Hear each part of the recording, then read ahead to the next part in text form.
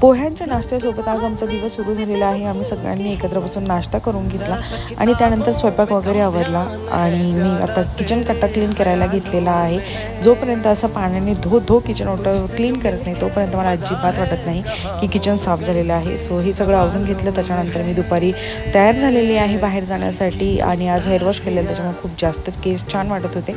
अशी मी तयार झालेली आहे। त्यासोबत पाण्याची बॉटल, स्टोल कॅरी केला आणि मेन म्हणजे माझी फाईल कॅरी केलेली आहे। तर आज माझी दातांची अपॉइंटमेंट आहे। सो मी निघालेली आहे क्लिनिकला।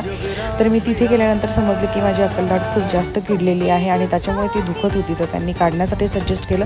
मी अक्कलदाढ काढून आलेली आहे पण खूप जास्त पेन होते। सगळे पेन परवडले पण दाताचं पेन अजिबात नाही। या सगळ्यामध्ये एक गोष्ट अशी होती की माझ्या आवडीची मला व्हॅनिला आईस्क्रीम आज खायला भेटणार होती खूप जास्त।